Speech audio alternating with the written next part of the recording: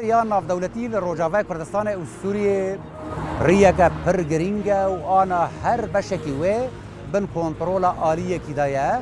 و گلک هز رکابریه و شر لسر دکن و دخوازن و تیخن بن کنترول خواه اوجی هزن امریکا، روسیا، حکومت سوریه، ترکیه و چکدارن اپوزیسیون سوریه و هزن سوریا دموکراتیکن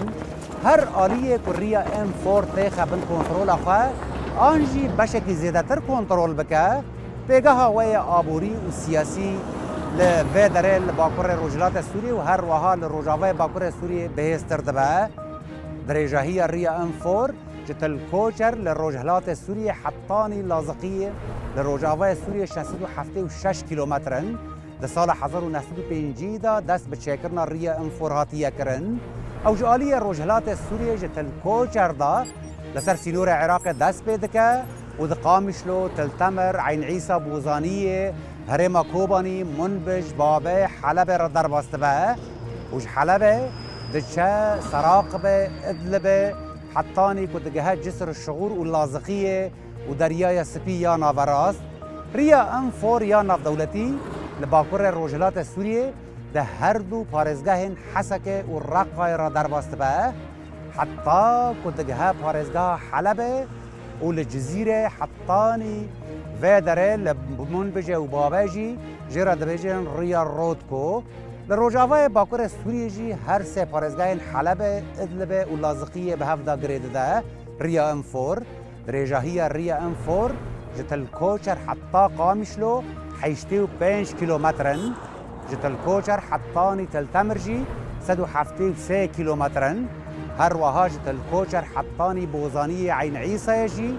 315 کیلومترن جتل کوچر حطانی هرما کوبانی جی 400 کیلومترن درجاهی ریا ام فور دنابرت الكوچر و من بجدجی لواندران 407 کیلومترن ریا ام فور آن آجبو لف و تفگر لشگری و گهاندن آلیکاریان گلکی گرینگه هر وها دوار بازرگانی و سیاسی دجی گرینگی که وی استراتیجی هیا ده ایریشا چکدارن اپوزیسیون سوریه و ترکیه لسر هر دو هرمن سرکانی و گر سپی را لنهي جوتماها سال 2019 دا مترسي لسرية ام فور دنابرة تلتمر و بوزانية عين عيسى دا جالية وان هيزان و چيبويا و نآرا مره لور هف گهشتنا دنابرة هل دو هرمن كردي جزيرة و كوباني دا روجاوه كردستان هاتية آستان کرن پشتی و ایریشه مترسي لسر هيا جباجار حلب دا ريا ام فور تبلي ريا ام 5 دبا حتى سراقبه البارزگاه ادلبه